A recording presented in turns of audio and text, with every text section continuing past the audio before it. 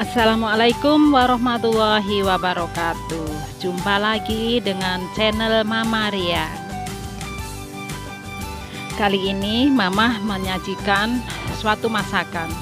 Kadang-kadang juga jalan-jalan, tapi kali ini Mama menyajikan menu masakan yaitu rendang jengkol. Rendang jengkol yang Mama olah ini prosesnya cukup lama, tapi rasanya luar biasa karena Mama ingin mencapai hasil akhir cita rasa yang maksimal. Walaupun prosesnya lama, nggak masalah. Yang penting enak, lezat, dan memikat. Bagaimana proses pembuatannya? Mama harap ikuti sampai selesai ya, biar jelas dan memenuhi cita rasa yang diinginkan.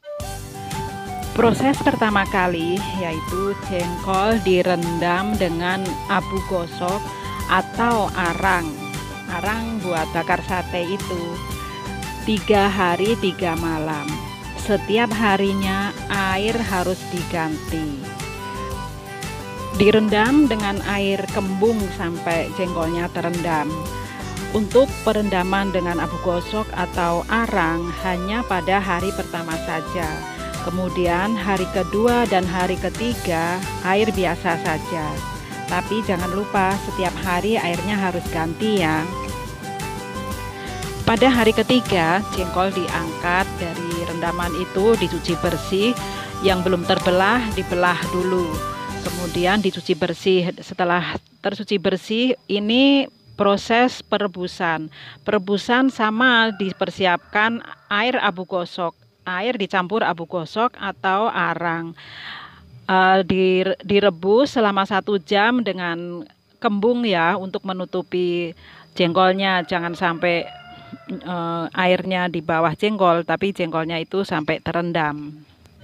Selain itu, tambahkan daun jambu biji, jambu klutuk ya.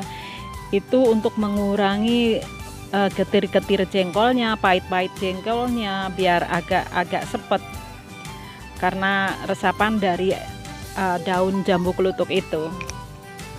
Selesai perebusan yang pertama, kemudian dicuci bersih. Kalau ada kulitnya juga dibuang kulitnya, dikerik. Biasanya masih lengket yang belum terlepas, itu bisa dikerik dengan pisau. Cuci bersih, direbus sekali lagi. Yang kedua, rebusan kedua, yaitu diberi garam sedikit. Juga direbus selama 1 jam. Setelah rebusan kedua selesai, dicuci lagi, direbus lagi sekali lagi. Jadi perebusannya 3 kali. Perebusan yang ketiga kali itu betul-betul bersih, clear ya. 1 jam juga waktu perebusannya. Nah, begitu proses perebusan sudah selesai, masih dalam keadaan hangat-hangat, jengkolnya digeprek seperti ini. Ini lebih memudahkan untuk digeprek dalam keadaan hangat-hangat sampai semua tergeprek merata gitu. Jadinya seperti ini hasil geprekannya. Biar bumbunya meresap, benar-benar meresap, enggak keras juga, kesannya empuk gitu kalau digeprek tuh. Beda kalau tidak digeprek, sangat keras. Nah, setelah digeprek ini selesai, terus digoreng kira-kira 2-3 menit. Nggak harus kering ya, nggak harus keras. Semakin kering akan semakin keras. Jadi untuk kenyalnya itu nggak ambiar waktu direbus dengan santan nanti. Ini bumbu-bumbu yang Mama persiapkan. Bumbunya lengkap komplit seperti bumbu rendang pada umumnya ya. Nanti bila kurang jelas Mama tulis di deskripsi. Ini ada sedikit buah jengkol yang belum terkupas. Ini metik dari pohon, ini bentuknya seperti ini. Waktu bergelantungan di pohon ya seperti itu. Sambil mempersiapkan bumbu yang Mama blender, ada sebagian yang Mama blender dan ada sebagian yang Mama ulek. Mama menyambi menggoreng jengkolnya. Digoreng hanya 2-3 menit saja. Jangan sampai terlalu kering. Soalnya semakin kering akan semakin keras, bumbunya tidak meresap.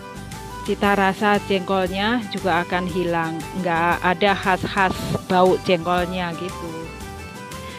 Ini kalau tidak digoreng, saat penuangan santan, perebusan dengan santan dan bumbu, jengkolnya akan medok menjadi bubur, lembek, terlalu lembek gitu. Jadi harus digoreng sebentar. Nah, ini minyak bekas penggorengan jengkol tadi, Mamah tuang untuk menumis bumbu yang sudah Mamah blender.